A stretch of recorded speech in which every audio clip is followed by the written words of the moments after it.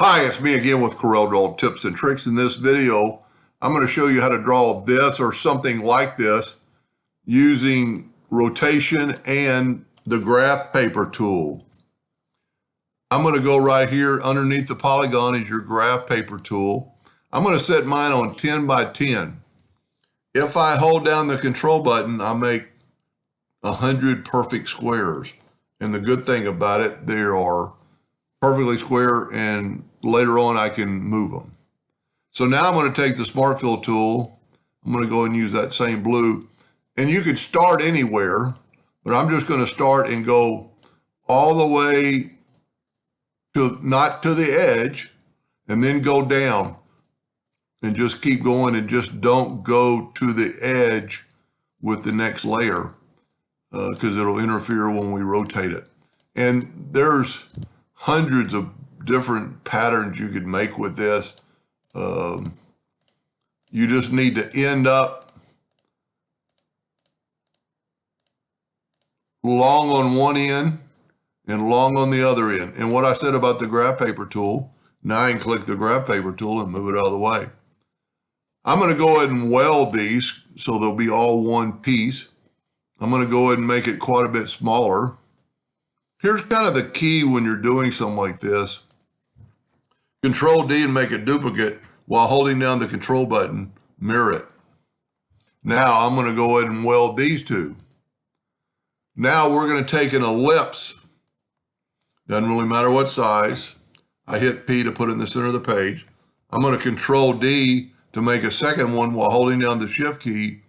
I'm going to make another perfect circle. I'm going to take a 2-point line and I'm going to hit P, and I'm going to rotate that line 15 degrees. And then I'm going to Control D and I'm going to mirror it. So now I've got a 30-degree increment there. I am going to take my Smart Fill tool and I'm going to fill that in. I'm actually going to go right there will work. Now, what I made is a new object, so I'm going to left click, right click, and I am going to grab my new drawn, whatever you want to call that, and I'm going to go to Effects and Envelope, and don't worry about the basic shapes or the presets. Just go right here, create an envelope from form, and look at that. Now, one of the key things you need to do, we nudge this out of the way. We need to put this in that block. Using that node right there, we want it perfect. Now we can actually move our block away and rotate and nudge that right back. We don't want to get rid of our lines yet because we're going to use them for rotation. In this case, it's a lot easier to use the transformation docker because you're going to make multiple copies, and if we can put it in the center the very first time.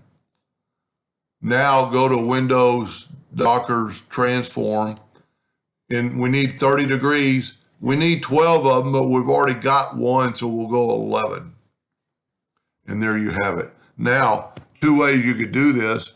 You could just get rid of the lines and you would have that. I'm a little bit off. That's a little concerning. Let me back up here. That should not be. Let me back up till I had my shape. My shape's dead on.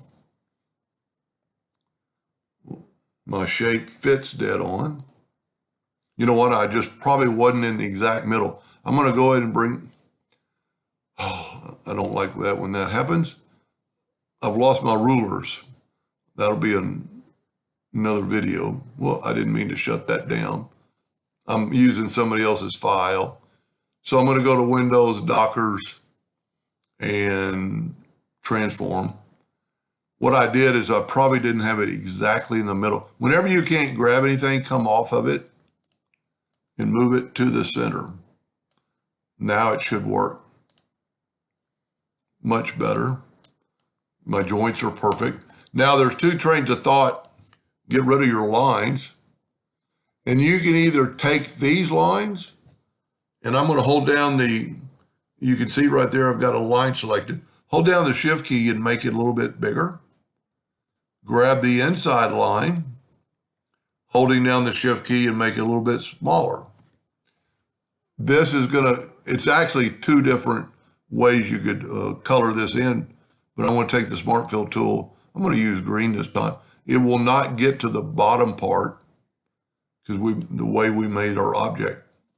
Now, the easiest way to get rid of the lines is to move our object out of the way, and then you can click on your line much easier.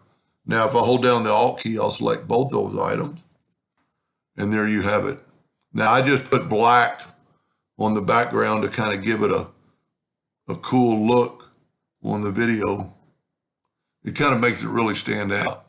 But you could do any kind of pattern that you want as long as you start long on the top and long on the bottom. Anyway, I hope that helped a little bit. Thank you for watching.